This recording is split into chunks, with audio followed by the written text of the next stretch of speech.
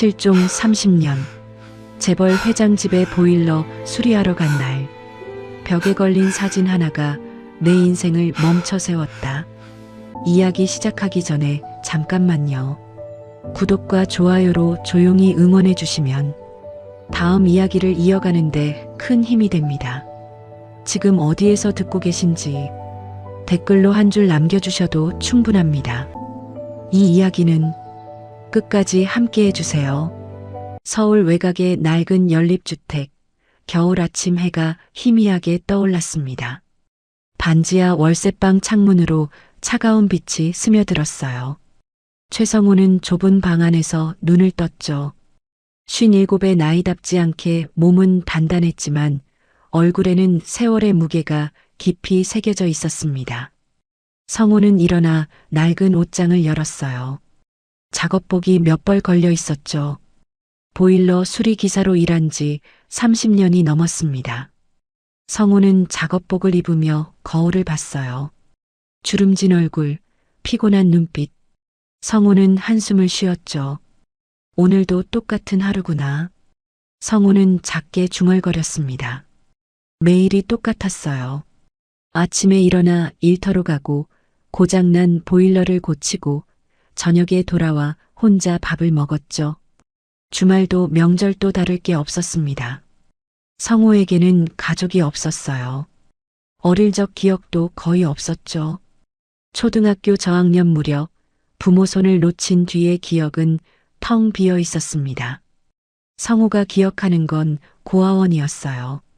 차가운 방, 낯선 아이들, 매일 밤 울먹이던 자신의 모습. 고아원을 나온 뒤에는 위탁 가정을 전전했습니다. 하지만 어디에서도 오래 머물지 못했어요. 성우는 16세 공장에 취직했죠. 그리고 기술을 배웠습니다. 보일러, 배관, 전기. 손으로 하는 일이라면 뭐든 익혔어요. 고장난 건 고치면 되는데. 성우는 낡은 찬장 앞에 서서 중얼거렸습니다. 라면 몇 개와 김치통이 전부였어요. 성우는 라면을 하나 꺼내 끓였죠. 혼자 먹는 밥은 언제나 쓸쓸했습니다. 성우는 라면을 먹으며 방 안을 둘러봤어요. 가족 사진 하나 없는 벽, 먼지 쌓인 책상, 오래된 텔레비전. 성우의 삶은 텅 비어 있었죠. 친구도 없고 연인도 없었습니다. 명절이 되어도 전화 한 통 오지 않았어요.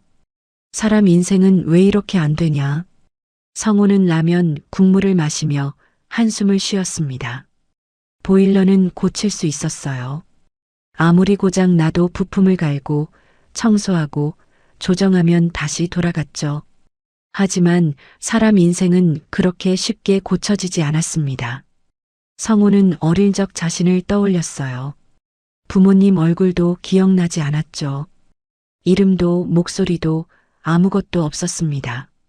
성우는 그저 버려진 아이였어요. 고속도로 휴게소에서 발견되었다고 들었죠. 누가 버렸는지, 왜 버렸는지 아무도 몰랐습니다. 성우는 라면 그릇을 씻고 작업 가방을 챙겼어요. 오늘도 출장이 여러 건 잡혀 있었죠. 성우는 문을 열고 밖으로 나갔습니다. 계단을 올라가니 차가운 바람이 얼굴을 때렸어요. 성우는 낡은 승합차에 올랐습니다. 뒷자리에는 공구들이 가득했어요. 렌치, 드라이버, 측정기. 성우의 모든 것이었죠. 성우는 시동을 걸고 출발했습니다. 첫 번째 집은 빌라였어요. 젊은 부부가 살고 있었죠. 보일러가 자꾸 꺼진다고 했습니다. 성우는 능숙하게 보일러를 점검했어요. 센서 문제였죠. 10분 만에 고쳤습니다. 고맙습니다. 덕분에 살았어요. 부부가 환하게 웃으며 고마워했어요. 아기를 안고 있는 아내의 모습이 따뜻해 보였죠. 성우는 잠깐 그들을 바라봤습니다. 저런 가정이 성우에게도 있었다면 어땠을까요? 성우는 고개를 저으며 집을 나왔어요. 부질없는 생각이었죠. 성우에게는 가족이 없었습니다. 평생 혼자였고 앞으로도 혼자일 거예요. 두 번째 집, 세 번째 집. 성우는 하루 종일 고장난 보일러를 고쳤습니다. 손은 기름때로 까맣게 변했고 몸은 지쳤어요. 하지만 성우는 멈추지 않았죠. 일하는 동안만은 외로움을 잊을 수 있었으니까요. 저녁이 되자 성우는 마지막 집으로 향했습니다. 주소를 확인하니 강남이었어요. 성우는 의아했죠. 강남에서 성우 같은 소규모 기사를 부를 일은 거의 없었거든요. 뭐, 일이면 가야지. 성우는 중얼거리며 강남으로 차를 몰았습니다. 해가 지고 있었어요. 성우는 창밖을 보며 생각했죠. 오늘도 똑같은 하루였습니다. 고장난 집을 고치고 고장난 자신은 외면하는 반복이었어요. 성우는 알았습니다. 자신의 인생도 고장나 있다는 걸. 하지만 어떻게 고쳐야 할지 몰랐어요. 부품을 갈 수도 없고 청소할 수도 없었죠. 성우는 그저 이렇게 살아가는 수밖에 없었습니다. 강남에 도착했어요. 높은 빌딩들 사이로 성우의 낡은 승합차가 지나갔습니다. 성우는 주소를 찾아 골목으로 접어들었죠. 그리고 큰 대문 앞에 멈춰 섰어요. 여기가 맞나? 성우는 주소를 다시 확인했습니다. 맞았어요. 성우는 차에서 내려 대문을 바라봤죠. 거대한 저택이었습니다. 성우는 한 번도 이런 집에 와본 적이 없었어요. 성우는 인터폰을 눌렀습니다. 잠시 뒤 여성의 목소리가 들렸어요. 누구십니까? 성우가 대답했습니다. 보일러 수리 나왔습니다. 문이 천천히 열렸어요. 성우는 공구 가방을 들고 안으로 들어갔습니다. 넓은 정원이 펼쳐졌죠. 잘 다듬어진 나무들, 분수대, 석등. 성우는 이런 곳을 처음 봤어요. 현관에 도착하자 중년의 여성이 나왔습니다. 회장님께서 기다리고 계십니다. 이쪽으로 오세요. 성우는 따라 들어갔습니다. 높은 천장, 샹들리에, 대리석 바닥. 마치 궁전 같았어요. 성우는 자신의 낡은 작업복을 의식하며 조심스럽게 걸었죠. 거실로 안내되었습니다. 창가에 한 노인이 서 있었어요. 80대쯤 되어 보이는 남자였습니다. 정장을 단정하게 입고 있었죠. 수고 많소. 노인이 돌아서며 말했습니다. 성우는 고개를 숙였어요. 보일러 수리 나온 최성우입니다. 노인은 성우를 잠시 바라봤습니다. 나는 강윤석이요. 보일러가 자주 말썽이라 불렀소. 성우는 강윤석이라는 이름이 낯익었어요. 대기업 회장이라는 걸 어렴풋이 알고 있었죠. 하지만 성우 같은 사람과는 다른 세상 사람이었습니다. 지금 바로 작업하겠습니다. 성우가 말했습니다. 윤석은 고개를 끄덕였어요. 보일러실은 지하에 있소. 천천히 하시오. 집사가 성우를 지하로 안내했습니다. 계단을 내려가니 최신 보일러 시스템이 설치되어 있었어요. 성우는 점검을 시작했죠. 복잡한 시스템이었지만 성우에게는 어렵지 않았습니다. 1시간쯤 작업하고 나니 문제를 찾았어요. 센서 불량이었죠. 성우는 부품을 교체하고 다시 테스트했습니다. 정상적으로 작동했어요. 성우는 공구를 정리하고 위로 올라갔습니다. 윤석에게 보고하려고 거실로 향했어요. 그런데 윤석은 보이지 않았죠. 성우는 주변을 둘러봤습니다. 그때 벽에 걸린 큰 액자가 눈에 들어왔어요. 가족 사진이었습니다. 성우는 무심코 다가가 사진을 봤죠. 그 순간 성우는 얼어붙었습니다. 사진 속에는 젊은 부부와 5살쯤 되어 보이는 남자아이가 있었어요. 성우는 아이의 얼굴을 보고 손이 떨리기 시작했죠. 까만 눈동자, 작은 인매, 그리고 귀 옆에 난 작은 점. 성우는 자신도 모르게 귀를 만졌습니다. 똑같은 위치에 점이 있었어요. 성우는 사진을 더 자세히 봤죠. 아이의 눈매, 얼굴 윤곽, 모든 게 거울 속 자신과 닮아 있었습니다. 이상하다. 성우는 중얼거렸습니다. 심장이 미친 듯이 뛰었어요. 우연일까요? 아니면 기사 양반 왜 그러시오? 뒤에서 윤석의 목소리가 들렸습니다. 성우는 깜짝 놀라 돌아봤어요. 윤석이 성우를 바라보고 있었죠. 성우는 떨리는 손으로 사진을 가리켰습니다. 이 아이, 혹시 언제 찍은 사진입니까? 윤석의 표정이 굳어졌습니다. 한참을 침묵하더니 낮은 목소리로 대답했어요. 30년 전이요. 성우는 숨이 막혔습니다. 30년 전, 성우가 고아원에 들어간 바로 그 시기였어요. 이 아이는 성우가 떨리는 목소리로 물으려 했습니다. 윤석이 먼저 말했어요. 내 아들이지. 실종됐네. 그 순간 성우의 머릿속에서 잊고 살던 단어 하나가 떠올랐습니다. 실종. 고아원 기록에서 봤던 그 단어. 이름 없는 아이, 발견 장소 고속도로, 휴게소, 추정 나이 5살. 성우는 사진을 다시 봤습니다. 귀 옆에 점, 눈매, 입모양. 모든 게 일치했어요. 성우는 온몸이 떨렸죠. 회장님. 성우가 떨리는 목소리로 윤석을 불렀습니다. 윤석이 성우를 바라봤어요. 성우는 용기를 내어 말했죠. 이 아이, 저입니다. 거실에 무거운 침묵이 흘렀습니다. 윤석의 얼굴이 창백해졌어요. 윤석은 성우를 뚫어지게 바라봤죠. 무슨 말이오? 윤석의 목소리가 떨렸습니다. 성우는 계속 말했어요. 저는 30년 전에 고속도로 휴게소에서 발견되었습니다. 부모도 몰랐고 이름도 없었어요. 고아원 기록에는 실종 아동으로 나와 있습니다.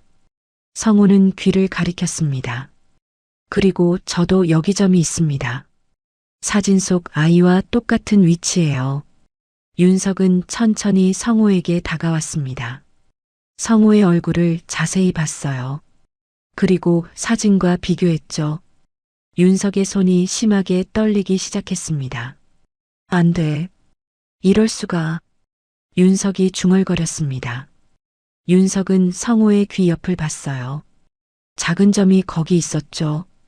사진 속 아이와 정확히 같은 위치였습니다. 정말 내가. 윤석의 목소리가 잠겼습니다. 윤석은 뒤로 물러서며 소파에 주저앉았어요. 얼굴이 새하얗게 질렸죠. 성우도 다리에 힘이 풀렸습니다. 이게 현실일까요? 30년 만에 아버지를 찾은 걸까요? 집안의 공기가 얼어붙었어요. 성우와 윤석은 서로를 바라만 봤습니다. 30년의 시간이 그 사이에 흐르고 있었어요. 말로 표현할 수 없는 충격과 혼란이 두 사람을 휘감았죠. 거실에 무거운 침묵이 흘렀습니다. 성우는 소파에 앉은 윤석을 바라봤어요. 윤석은 고개를 숙인 채 말이 없었죠. 손은 계속 떨리고 있었습니다. 회장님, 성우가 조심스럽게 불렀습니다. 윤석은 천천히 고개를 들었어요. 눈빛이 흔들리고 있었죠. 자네가 정말 내 아들이란 말인가? 윤석의 목소리는 떨렸습니다. 성우는 어떻게 대답해야 할지 몰랐어요. 성우 자신도 믿기지 않았거든요. 저도 확신할 수 없습니다. 하지만 너무 많은 게 일치합니다. 성우가 조심스럽게 말했습니다. 윤석은 다시 사진을 바라봤어요. 그리고 성우를 봤죠. 비교하듯 오갔습니다. 기다려보게. 윤석이 일어나 서재로 향했습니다. 성우는 거실에 혼자 남았어요. 가슴이 두근거렸죠. 이게 꿈은 아닐까요? 30년 동안 찾지 못한 부모를 이렇게 우연히 만날 수 있을까요? 잠시 뒤 윤석이 돌아왔습니다. 손에 낡은 파일을 들고 있었어요. 윤석은 파일을 펼쳐 성우에게 보여줬죠. 이게 당시 기록이네. 아들이 실종됐을 때 경찰에 신고한 자료일세. 성우는 파일을 들여다봤습니다. 사진, 신체 특징, 실종 날짜, 모든 게 적혀 있었어요. 성우는 신체 특징 부분을 봤죠. 왼쪽 귀 뒤점, 오른쪽 새끼발가락에 작은 흉터. 성우는 신발을 벗었습니다. 그리고 양말을 벗어 발을 보여줬어요. 오른쪽 새끼발가락에 작은 흉터가 있었죠. 윤석은 그 흉터를 보고 손으로 입을 막았습니다. 눈에서 눈물이 흘러내렸어요. 하느님, 정말 내가 맞구나. 윤석이 떨리는 목소리로 말했습니다. 윤석은 성우의 손을 잡으려 했어요. 하지만 성우는 본능적으로 손을 걷었죠. 죄송합니다. 아직 실감이 안 납니다. 성우가 당황하며 말했습니다. 윤석은 손을 거두며 고개를 끄덕였어요. 그럴만도 하지. 나도 믿기지 않네. 두 사람은 다시 침묵했습니다. 뭘 말해야 할지, 어떻게 해야 할지 알 수 없었어요. 30년이라는 시간이 너무 컸죠. 어떻게 살아왔나? 윤석이 조심스럽게 물었습니다. 성우는 잠시 생각했어요. 뭐부터 말해야 할까요? 고아원에서 자랐습니다. 16에 나와서 공장에서 일했고요. 기술을 배워서 지금은 보일러 기사로 일하고 있습니다. 성우의 대답은 짧고 담담했습니다.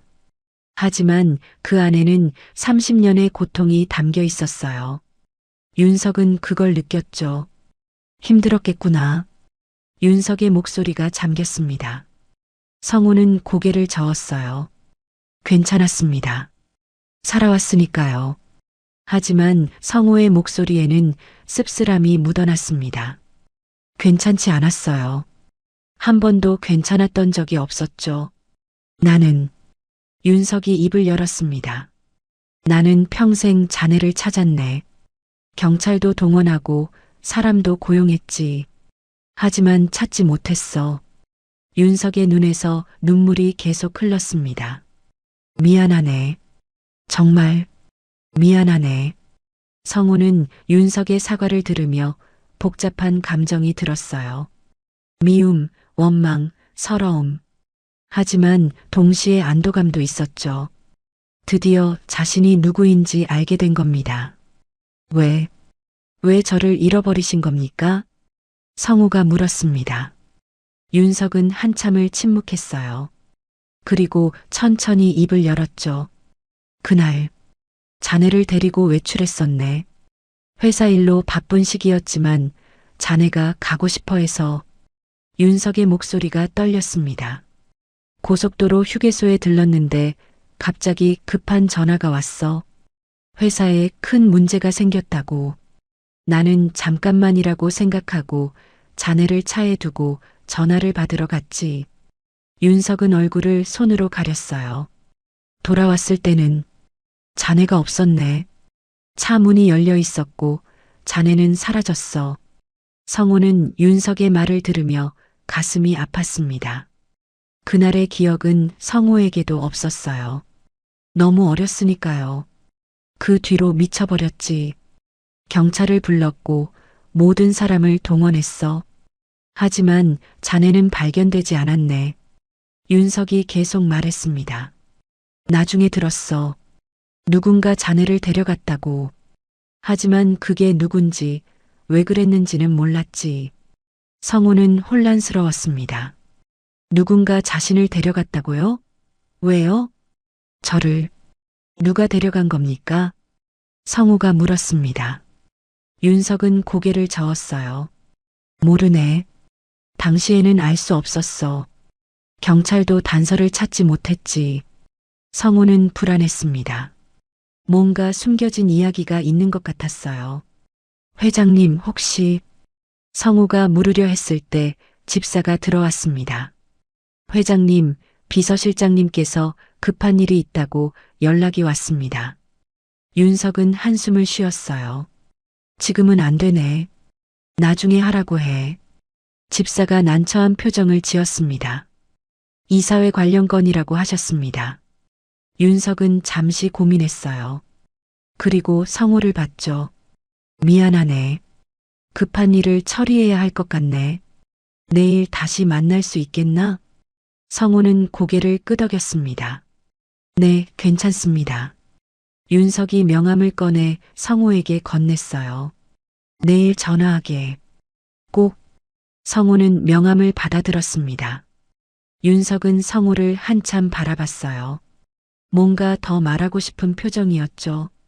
성호는 집을 나왔습니다.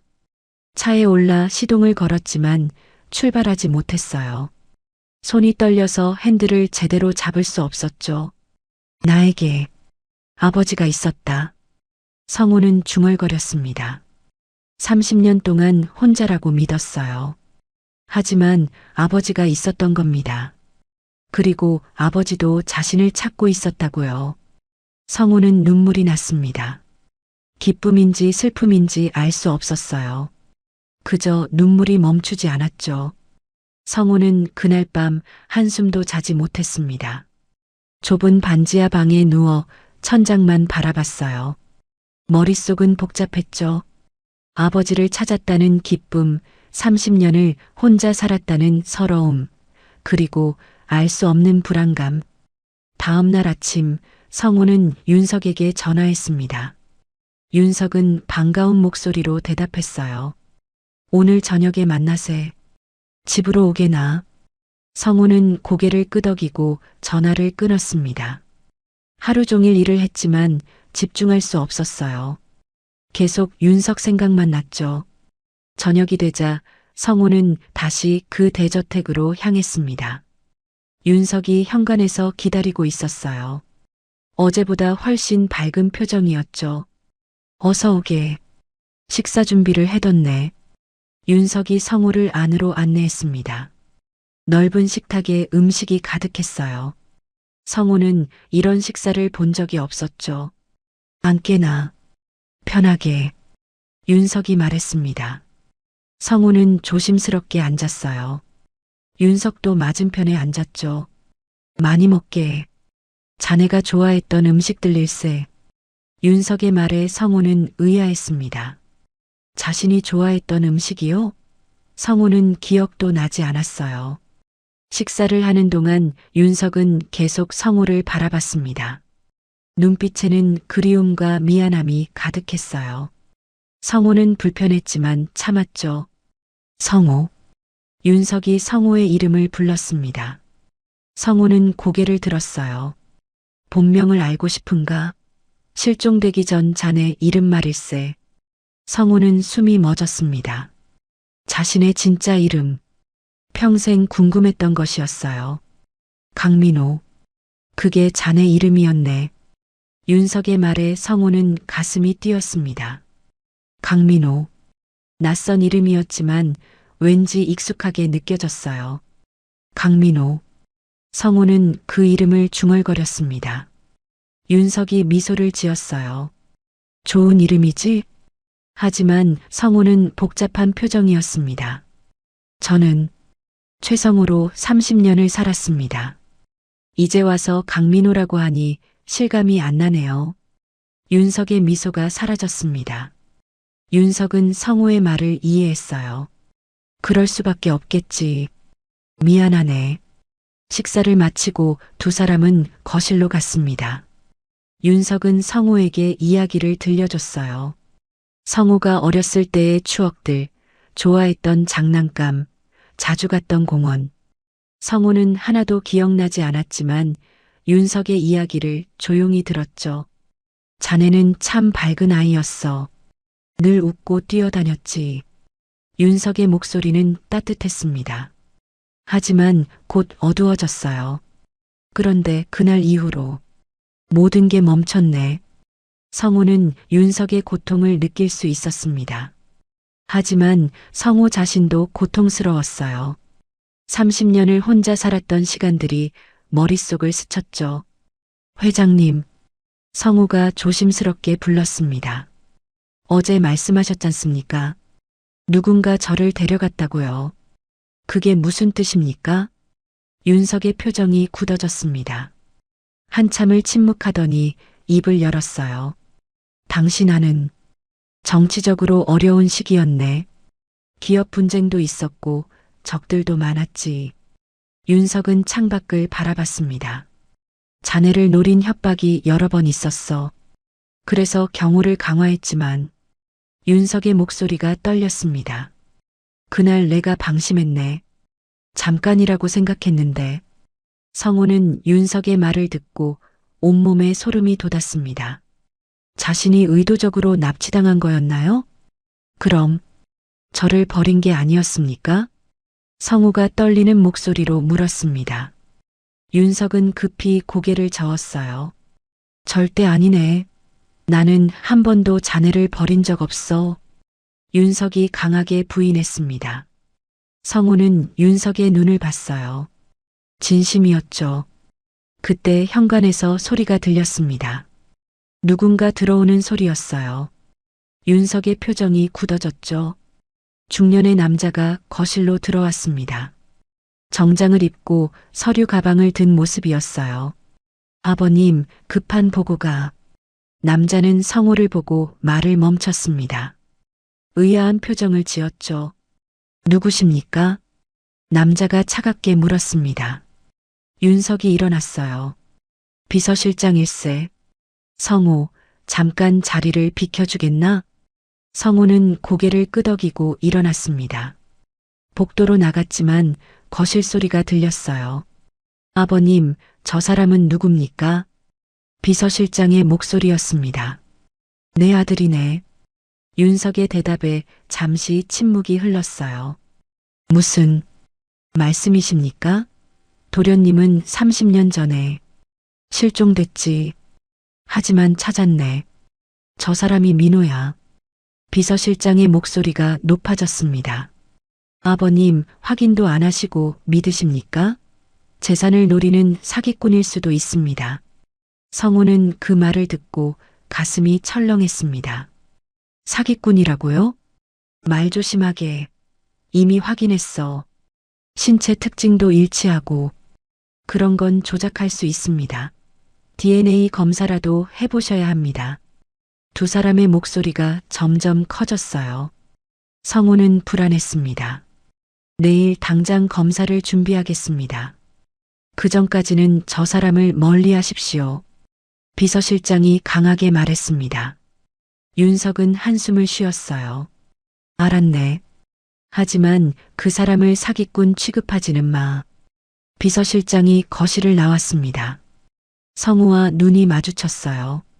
비서실장의 눈빛은 차갑고 의심스러웠죠. 성우는 다시 거실로 들어갔습니다. 윤석이 미안한 표정으로 성우를 봤어요. 미안하네. 저 사람이 좀 신중한 편이라서. 성우는 고개를 저었습니다. 아니에요.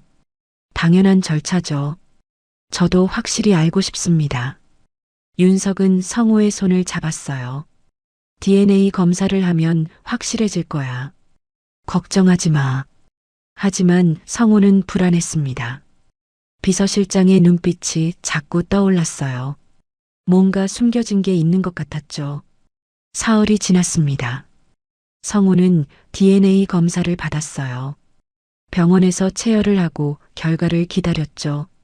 윤석은 매일 성우에게 전화했지만 성우는 불안해서 제대로 대답하지 못했습니다. 그리고 이상한 일들이 벌어지기 시작했어요. 먼저 회사에서 갑자기 연락이 왔습니다. 최 기사님, 죄송하지만 당분간 일을 쉬셔야 할 것 같습니다.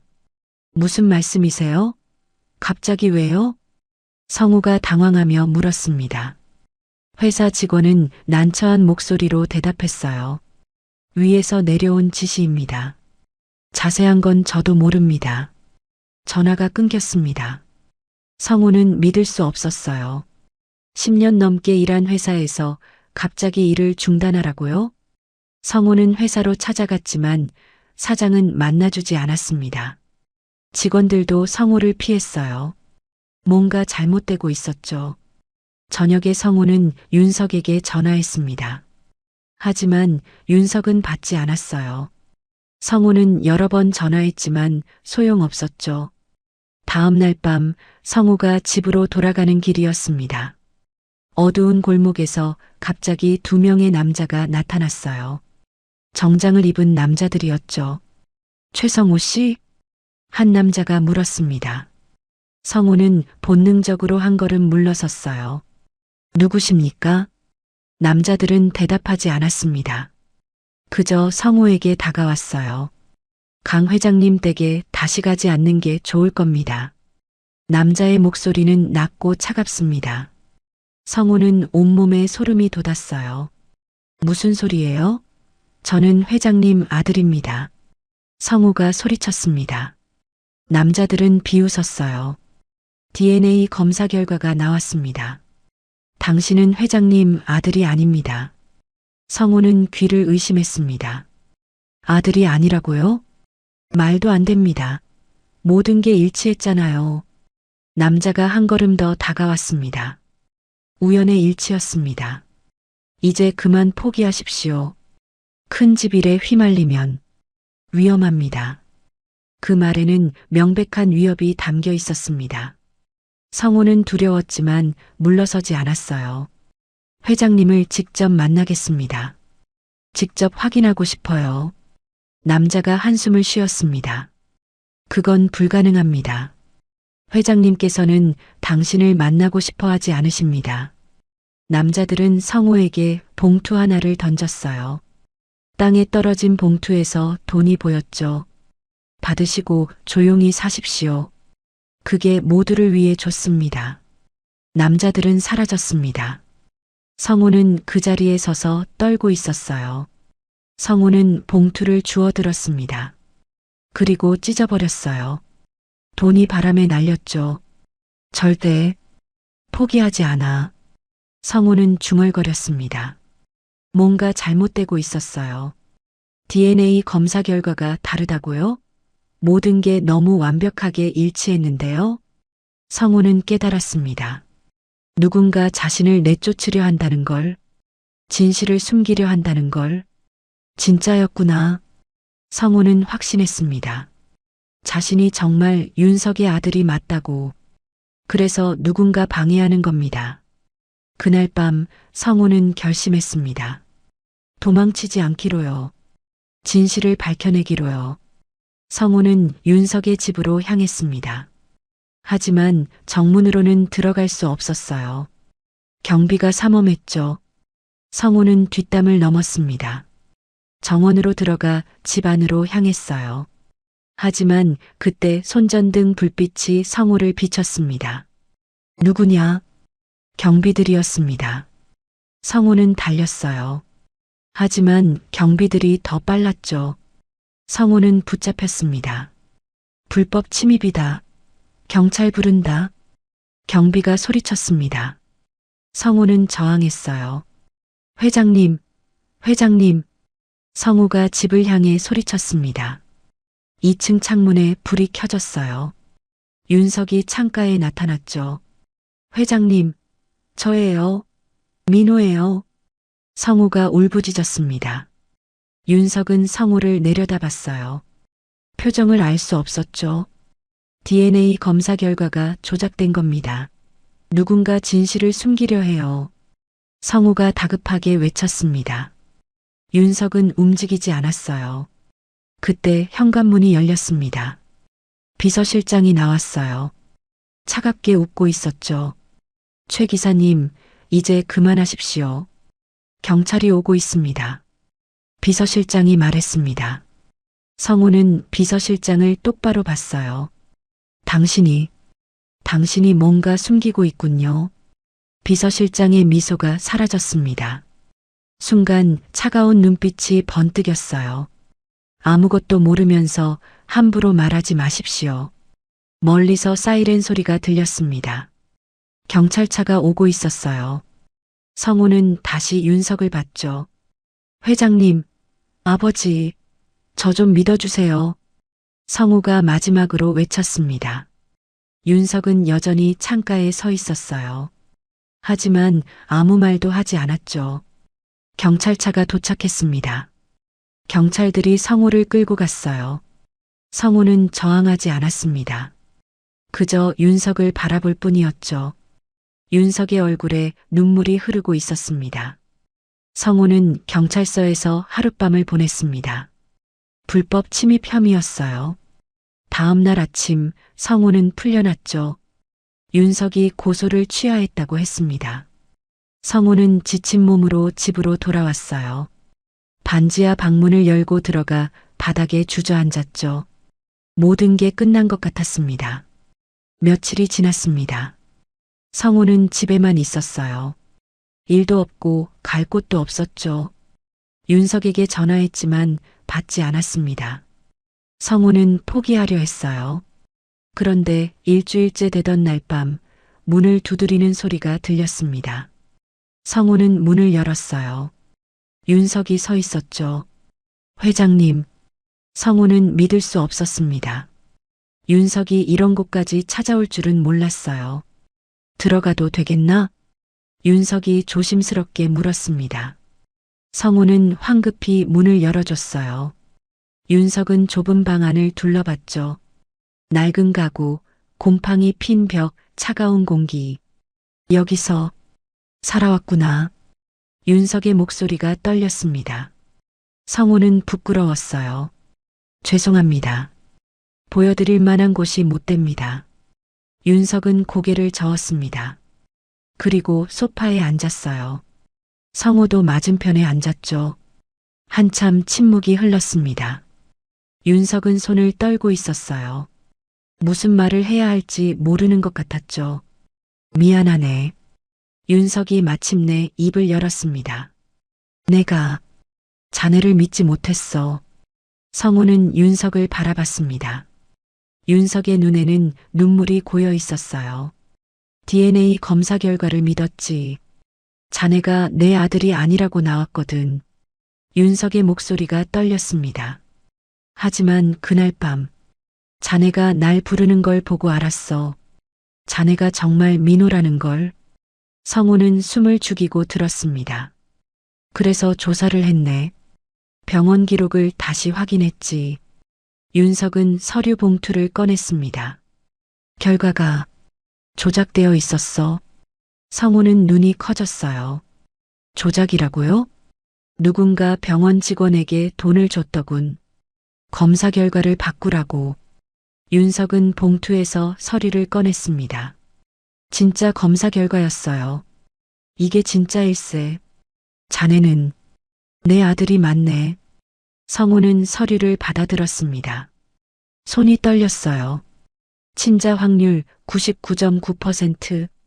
성우는 진짜 윤석의 아들이었던 겁니다. 누가, 왜 이런 짓을 한 겁니까?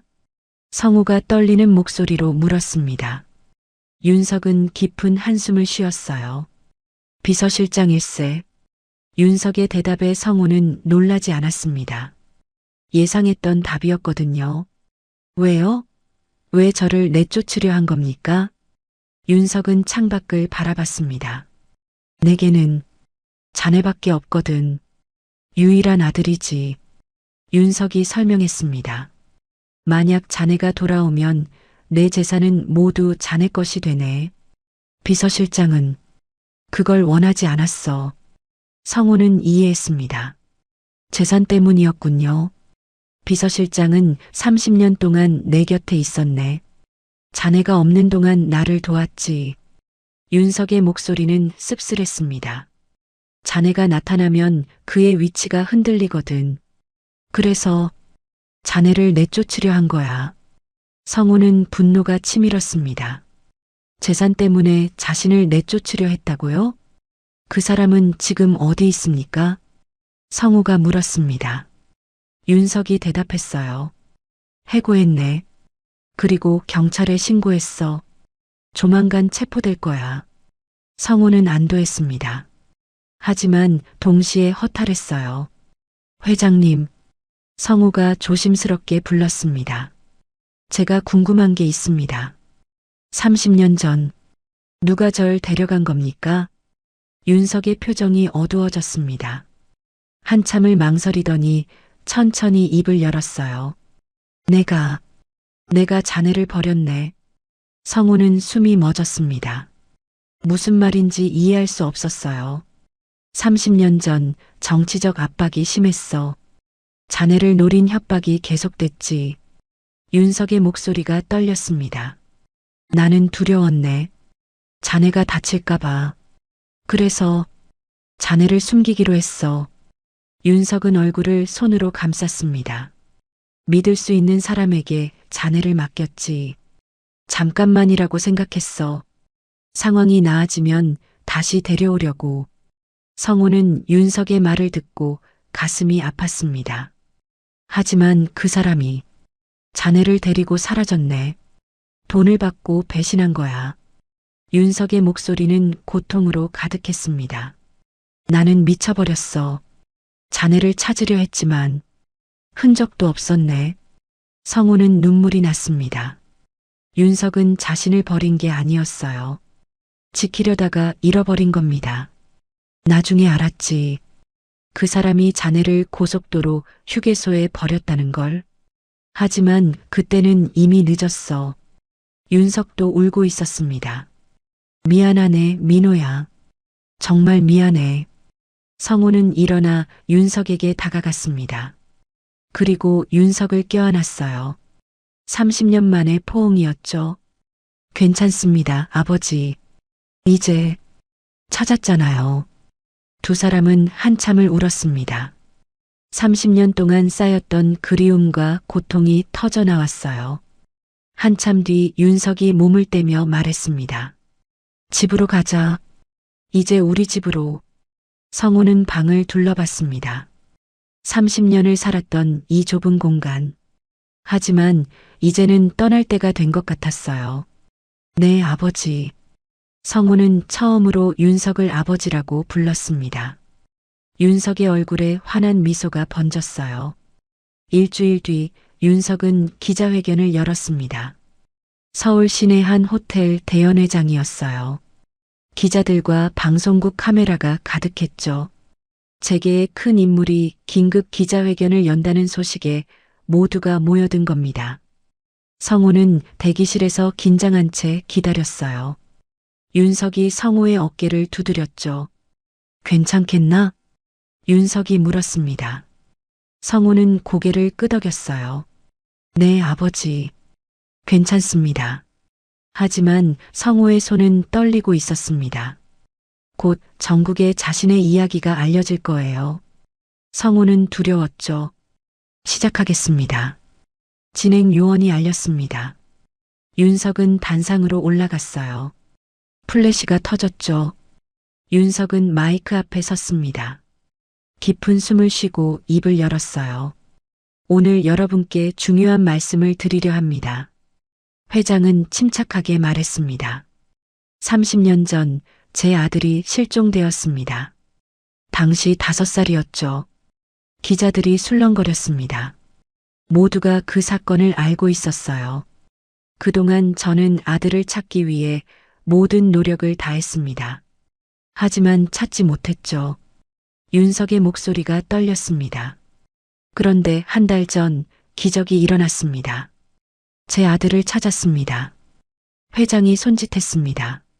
성우가 단상으로 올라가라는 신호였어요. 성우는 떨리는 다리로 걸어 나갔습니다. 수많은 카메라가 성우를 향했어요. 플래시가 눈을 부시게 했죠. 이 사람이 제 아들 강민호입니다. 윤석이 성우를 소개했습니다. 기자들이 일제히 소리쳤어요. 어떻게 찾으셨습니까? 30년 동안 어디 계셨습니까? DNA 검사는 하셨습니까? 질문이 쏟아졌습니다. 윤석이 손을 들어 제지했어요. 천천히 설명하겠습니다. 윤석은 그날의 이야기를 했습니다. 보일러 고장으로 성우를 불렀던 일, 가족 사진을 보고 알아챘던 순간, DNA 검사까지. 하지만 중간에 방해가 있었습니다. 윤석의 목소리가 단호해졌습니다. 제 비서실장이 검사 결과를 조작했습니다. 제 아들을 내쫓으려 했죠. 기자들이 놀라 웅성거렸습니다. 왜 그런 짓을 했습니까? 한 기자가 물었습니다. 윤석이 대답했어요. 재산 때문입니다. 제 아들이 돌아오면 상속 구도가 바뀌니까요. 윤석은 잠시 멈췄다가 계속했습니다. 하지만 더 중요한 고백이 있습니다. 회장은 깊은 숨을 쉬었어요. 30년 전 제 아들을 잃어버린 건 제 책임입니다. 회의장이 조용해졌습니다. 윤석은 계속 말했어요. 당시 정치적 압박이 심했습니다. 제 아들을 노린 협박이 계속됐죠. 저는 두려웠습니다. 윤석의 목소리가 떨렸습니다. 그래서 아들을 믿을 수 있다고 생각한 사람에게 맡겼습니다. 잠깐만이라고 생각했어요. 윤석은 얼굴을 손으로 감쌌습니다. 하지만 그 사람이 배신했습니다. 돈을 받고 제 아들을 고속도로 휴게소에 버렸죠. 기자들이 숨을 죽였습니다. 윤석은 눈물을 흘리며 말했어요. 제가 아들을 지키려다가 잃어버렸습니다. 모든 게 제 잘못입니다. 이사회에서 나온 사람들이 당황한 표정을 지었어요.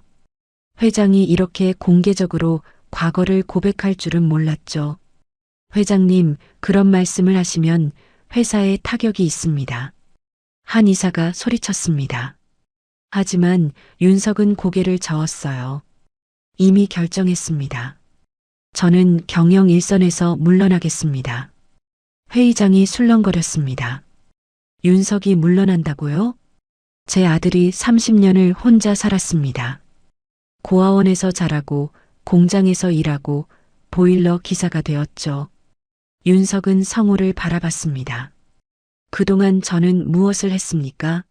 돈을 벌고 권력을 쌓았죠. 하지만 정작 중요한 걸 잃어버렸습니다. 윤석은 성우의 손을 잡았어요. 이제는 아들과 시간을 보내고 싶습니다. 잃어버린 30년을 되찾고 싶어요. 기자 한 명이 성우에게 마이크를 향했습니다.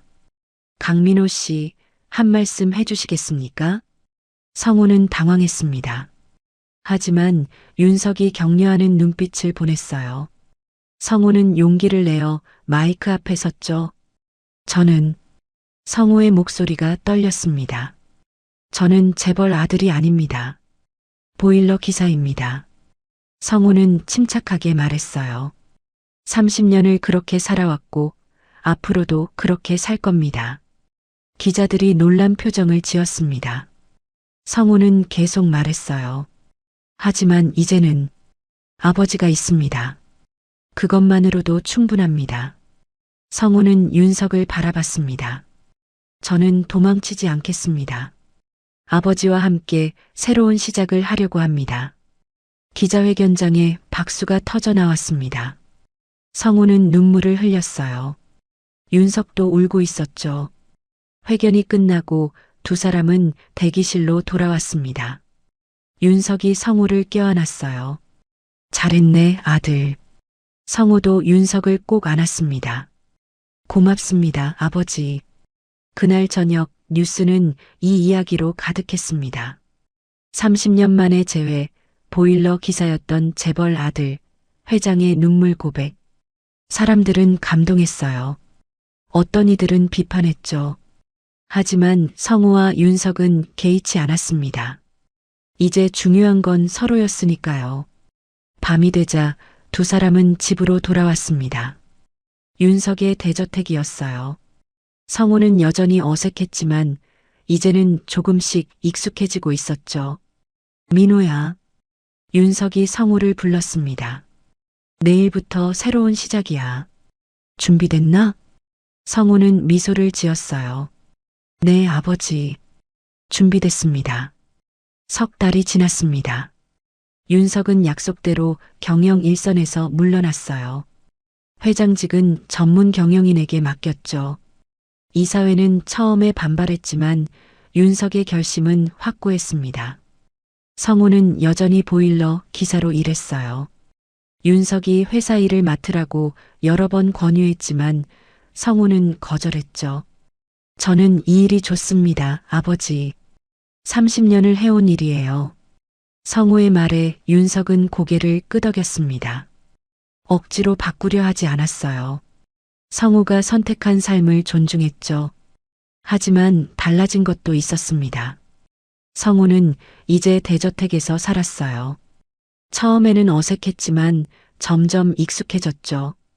무엇보다 윤석과 함께 있다는 게 좋았습니다. 어느 명절 아침이었습니다. 성우는 일찍 일어나 거실로 내려갔어요. 윤석이 벌써 일어나 창밖을 바라보고 있었죠. 아버지, 일찍 일어나셨네요. 성우가 말했습니다. 윤석이 돌아서며 미소를 지었어요. 잠이 안 오더구나. 오늘 함께 차례를 지낼 생각을 하니까. 성우도 미소를 지었습니다. 평생 혼자 보낸 명절이었어요. 하지만 이제는 가족이 있었죠. 두 사람은 함께 차례상을 차렸습니다. 윤석이 음식을 놓고 성우가 정리했어요. 서툴렀지만 따뜻했죠. 어머니 사진도 놓을까요? 성우가 조심스럽게 물었습니다. 성우의 어머니는 10년 전에 세상을 떠났어요. 윤석은 고개를 끄덕였죠. 그래야지. 내 어머니도 기뻐하실 거야. 두 사람은 차례를 지냈습니다. 윤석은 돌아가신 아내에게, 성우는 만나보지 못한 어머니에게 절했어요. 눈물이 났지만 참았습니다. 차례를 마치고 두 사람은 식탁에 앉았어요. 윤석이 성우에게 음식을 권했죠. 많이 먹어라. 성우는 밥을 한술 뜨고 말했습니다. 아버지, 오늘 제가 일하러 가야 합니다. 윤석이 눈을 크게 떴어요. 명절인데? 쉬어야지. 성우는 고개를 저었습니다.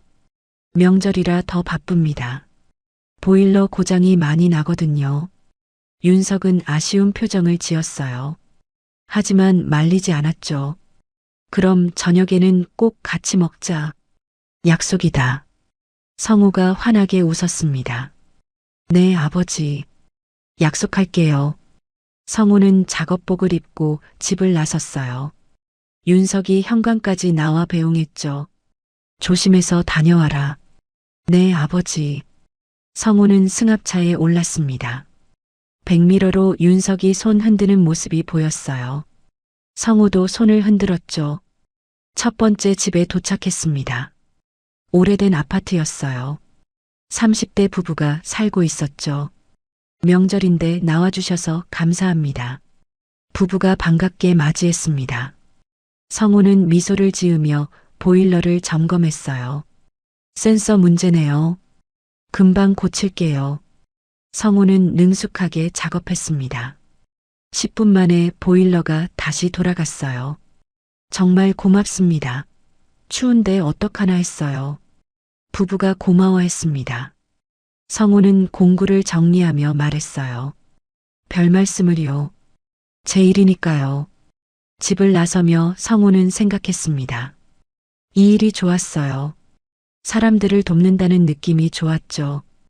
아무리 큰 재산이 있어도 이 일을 그만두고 싶지 않았습니다. 저녁 무렵 성우는 집으로 돌아왔어요. 윤석이 거실에서 기다리고 있었죠. 다녀왔습니다, 아버지. 성우가 인사했습니다. 윤석이 반갑게 맞이했어요. 수고했다. 저녁 준비해뒀다. 두 사람은 식탁에 마주 앉았습니다. 음식이 가득했지만 분위기는 조용했어요. 서로 익숙하지 않았죠. 민호야. 윤석이 먼저 말을 꺼냈습니다. 보일러는 잘 돌아가냐? 성우는 피식 웃었어요. 윤석이 물어볼 게 그것밖에 없었나 봅니다. 네, 이번엔 오래 갈 겁니다. 윤석도 웃었습니다. 어색하지만 따뜻한 웃음이었어요. 그나저나 아버지, 요즘 뭐 하세요? 성우가 물었습니다. 윤석은 잠시 생각하더니 대답했어요. 책을 읽는다. 산책도 하고. 예전에는 시간이 없었는데 이제는 여유가 있더구나. 성우는 윤석이 편안해 보여서 다행이라고 생각했어요. 좋으시겠어요. 윤석이 고개를 끄덕였습니다. 그래, 좋다. 자네와 함께 있으니까. 성우는 가슴이 따뜻해졌습니다. 30년을 혼자 살았어요. 외롭고 쓸쓸했죠. 하지만 이제는 달랐습니다. 함께 밥을 먹을 사람이 있었어요. 아버지, 저도 좋습니다. 성우가 진심으로 말했습니다. 윤석의 눈에 눈물이 맺혔어요. 식사를 마치고 두 사람은 거실로 갔습니다. 텔레비전을 켜고 나란히 앉았어요. 특별한 대화는 없었죠. 하지만 불편하지 않았습니다. 성우는 문득 생각했습니다. 30년 만에 고쳐진 건 뭘까요? 혈연? 가족? 아니었습니다. 제 인생이구나. 성우는 속으로 중얼거렸습니다. 30년 동안 성우는 고장난 채로 살았어요. 혼자서 외롭게 텅 빈 삶을. 하지만 이제는 달랐죠. 성우는 윤석을 슬쩍 봤습니다. 윤석은 텔레비전을 보며 조용히 웃고 있었어요. 편안한 얼굴이었죠. 윤석도 고쳐진 겁니다. 30년 동안 죄책감과 그리움으로 살았던 윤석. 이제는 아들과 함께 웃을 수 있었어요. 아버지, 성우가 불렀습니다. 윤석이 성우를 봤어요. 왜 그러냐? 성우는 미소를 지었습니다. 아무것도 아니에요. 그냥 좋아서요. 윤석도 미소를 지었어요. 두 사람은 다시 텔레비전을 봤죠. 밖에서는 눈이 내리기 시작했습니다. 하얀 눈이 창문을 타고 흘러내렸어요. 성우는 창밖을 바라봤죠. 늦었지만 괜찮았습니다. 30년이 걸렸지만 찾았어요. 아버지를, 가족을, 그리고 자신의 자리를. 성우는 생각했습니다. 고장난 건 집이 아니었다고, 보일러도 아니었다고, 고쳐진 건 바로 자신의 인생이었다고. 그리고 이제 그 인생은 다시 흐르기 시작했습니다. 천천히 따뜻하게 함께. 귀한 시간 내어 이 영상을 함께 해주셔서 진심으로 감사합니다. 여러분의 한 번 시청, 한 줄 댓글이 저에게 큰 힘이 됩니다. 앞으로도 마음을 어루만지는 이야기로 보답드리겠습니다. 항상 건강하시고 따뜻한 하루 보내세요.